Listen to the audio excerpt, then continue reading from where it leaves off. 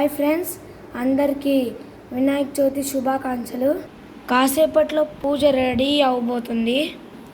పాలవెన్నెలు అయితే రెడీ చేసాము. ఇదిగోండి పాలవెల్లి, 3 సపోటాలు, 2 మొక్కజొన్న పొత్తులు, 2 యాపిల్స్. నేనైతే క్లే గణేషుని తయారు చేశాను. మీకు నచ్చితే కామెంట్ చేయండి. ఇప్పుడే వినాయకుడిని పెట్టాము పూజకి. ఇప్పుడు స్టార్ట్ అవబోతుంది పూజ.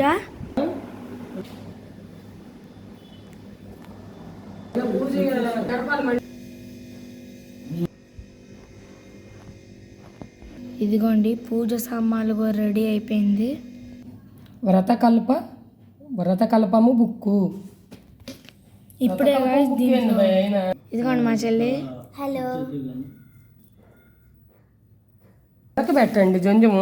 గణేష్ జంజం పెడుతున్నాము. దేవుడికి దండేస్తున్నాం. జంజం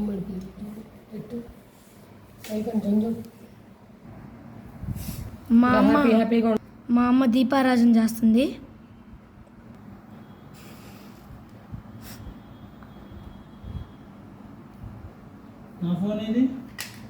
బ్లూటూత్ ఆన్ చేసిందనా?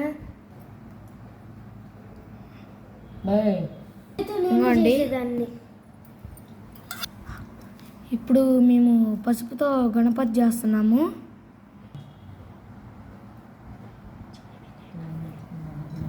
పసుపు వినాయకుడు.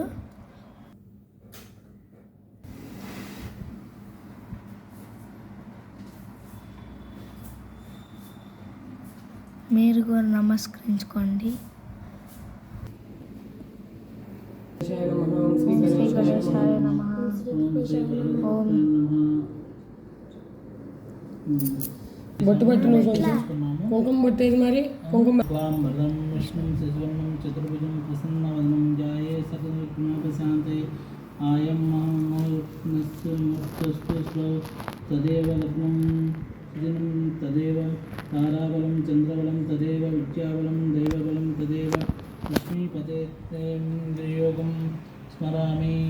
ఆయం ముహూర్తం సుముహూర్తో లాభస్తేషం జయస్తేషం కృతిస్తేషం పరాభవ येषामिदं द्वार श्यामोद्रयोस्त जनार्दनः आपदां लोकाभिरामं श्रीरामं भूयो भूयो नमाम्यहं. समोगर्जं कर्णतः लम्बोदरच्छ विकटो विघ्नराज गणाधिप धूमकेतुर्ग्रहणदक्ष पालचन्द्रो गजाननः वक्रतुण्ड स्वर्पकर्णो हेरम्बः स्कन्दपूर्वजः अष्टवष्ट च नमामि. यः पठेच्छिन्यो यादपि विद्यारम्भे विवेहे च प्रवेशसङ्ग्रहमेव सर्वकार्येषु संयुज्यते. अभिष्टपर्दं सिद्ध्यर्थं पूजोदयस्येरापि सर्वविघ्नाशि देवस्मै गणपते नमः. आचनं చేసుకోవాలి.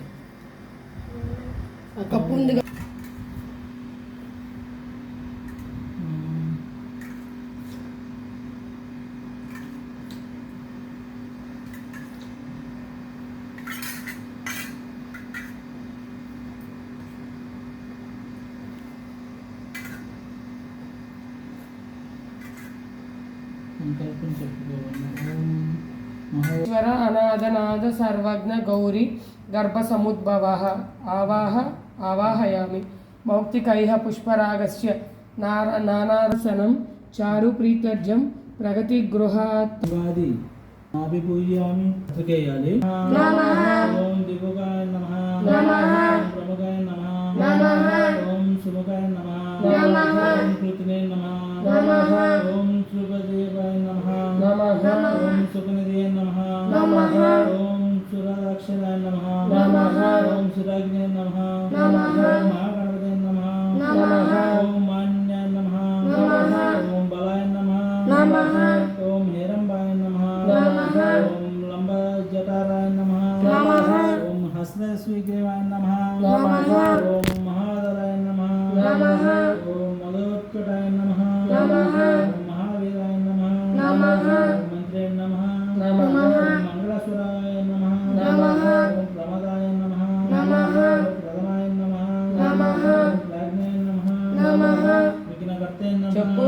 నమః విఘ్నహత్రే నమః గట్టిగా చెప్పు. విఘ్నహత్రే నమః నమః ఓం విరాటత్రే నమః నమః ఓం శ్రీపదే నమః నమః ఓం వాక్పతే నమః నమః ఓం శృంగారిణే నమః నమః ఓం అశ్రితవస్త్రాయ నమః నమః ఓం శివప్రియాయ నమః నమః ఓం శీఘ్రకారిణే నమః నమః గట్టిగా చెప్పు డేసి. నమః ఓం బలయ నమః నమః ఓం పురాణ పురుషాయ నమః నమః ఓం పుష్ణే నమః నమః ఓం పుష్కర రోక్షిత వారిణే నమః నమః ఓం అగ్రగణ్యాయ నమః గూలోపేతం సుగనిద్దం సుమానో శ్లోకమ్స్.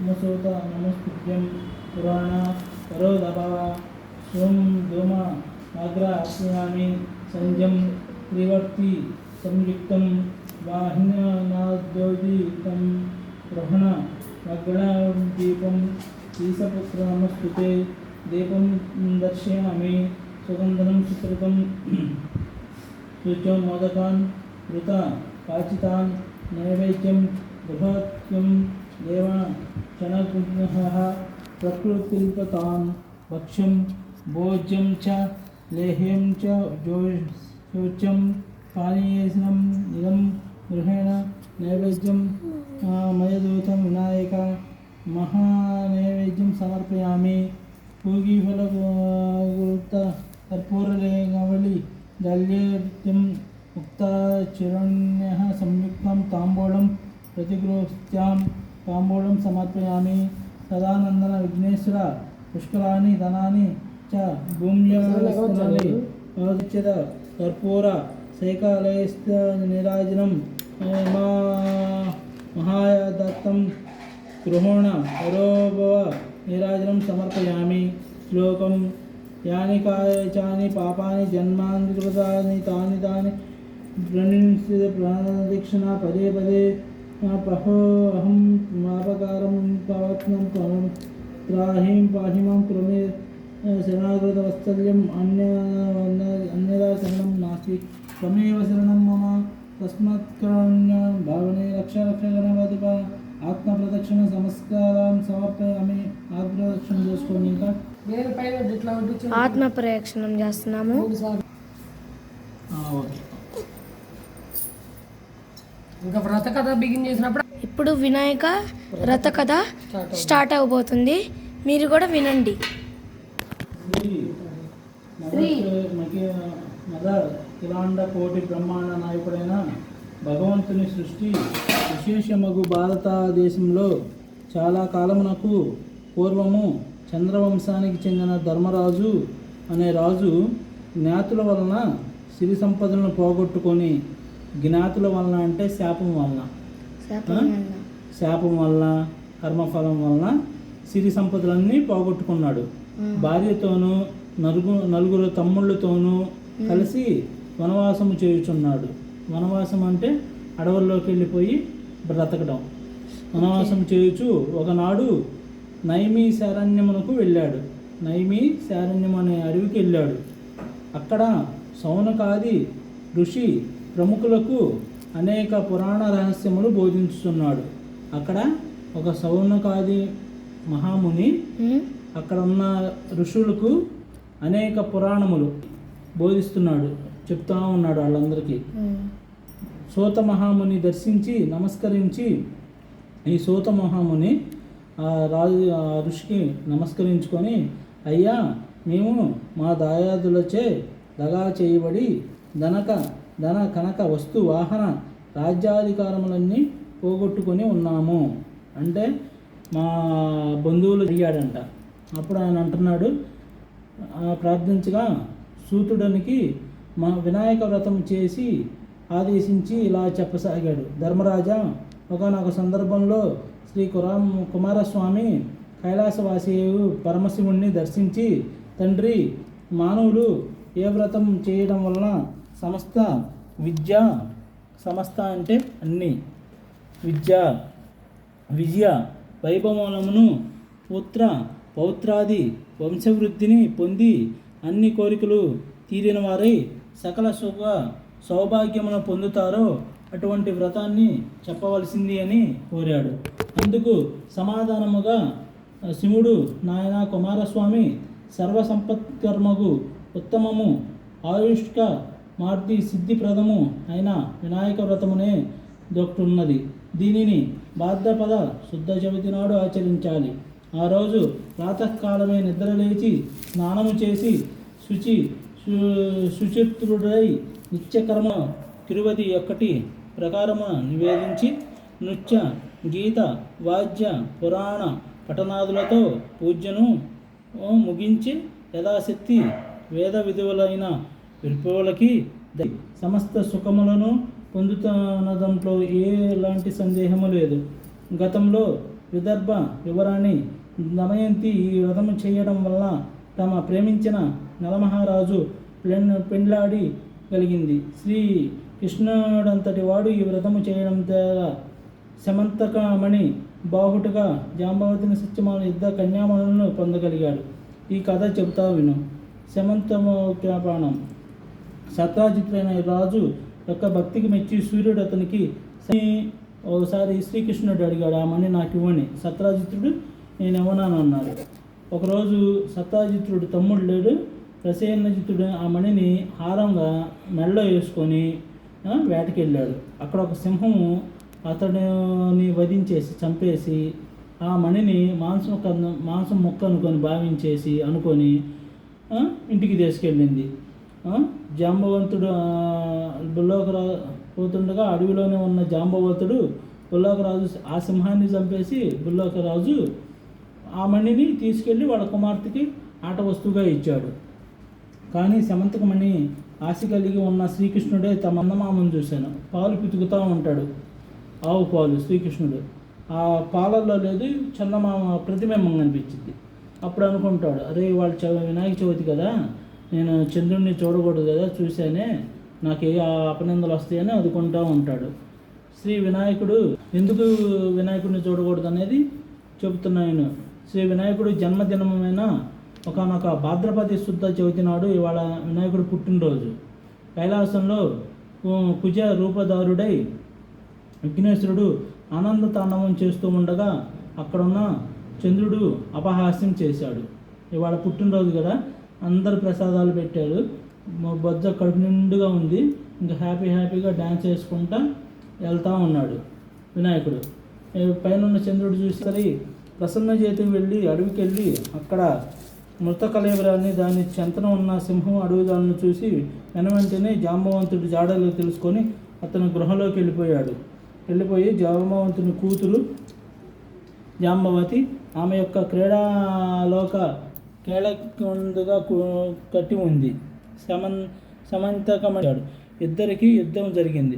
జాంబవంతుడు ఓడిపోయాడు. సమంతకమణితో పాటు కూతురైన జాంబవతిని కూడా శ్రీకృష్ణుడు సమర్పించుకున్నాడు. మణితోనూ కన్యామణితోనూ మరలి శ్రీకృష్ణుడు జరిగింది అందరికీ చెప్పి మణిని సత్రాజిత్తుకు ఇచ్చాడు. కృష్ణుడు అనుమానించిన నిందనకు సిగ్గుపడ్డ సత్రాజిత్తు తన కుమార్తె అయిన సత్యభామను కూడా శ్రీకృష్ణుడికిచ్చి వివాహం జరిపించాడు. ధర్మరాజా వృత మరో జన్మలో వైవిధ్యాన్ని పొందురు కాబట్టి ధర్మరాజా సువిపత్రం చేసి ఈ శత్రువులను గెలిచి మరలా రాజ్యాన్ని పొందు. సమస్త బ్రహ్మ క్షత్రియ వైశ్యులు కూడా ఈ వ్రతాన్ని యథావిధిగా ఆచరించి శ్రీ గణపతి అనుగ్రహం చేత సకల ఐశ్వర్య అందును పొందుగాక అని సుతుడు చెప్పగా విని ధర్మరాజు వ్రతం చేసి కష్టములు తీరి శత్రువులను గెలిచి రాజ్యము సంపాదించుకొని మహారాజుగా పట్టాక్షేత్రం అవుతాడు. హరిహం ఓం తస్సత్ సంపూర్ణం.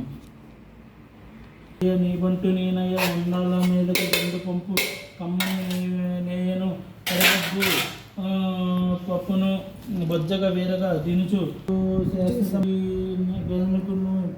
మంగళం నిత్య శుభమంగళం చెంగల్వ చామంతి. కొబ్బరికాయ నీళ్ళు కొట్టడానికి ఆ గ్లాసు జై బోలో గణేష్ మహారాజ్ కి జై బోలో గణేష్ మహారాజ్ కి జై.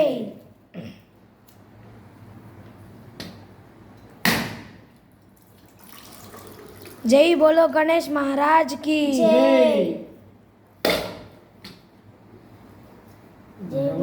ఇప్పుడు హారతి ఇవ్వబోతున్నాం. శ్రీలలిత శివజ్యోతి సర్వకామద శ్రీగిరి నిలయ నిరామయ సర్వమంగళాతి సర్వకామద హారతి అల్లా. సరే పొద్దుదానం పెట్టేస్తాను. పూజ కంప్లీట్ అయిపోయింది గాయస్. బాయ్. మీకు పూజ నచ్చినట్టయితే కామెంట్ చేయండి. At last like share subscribe. Bye.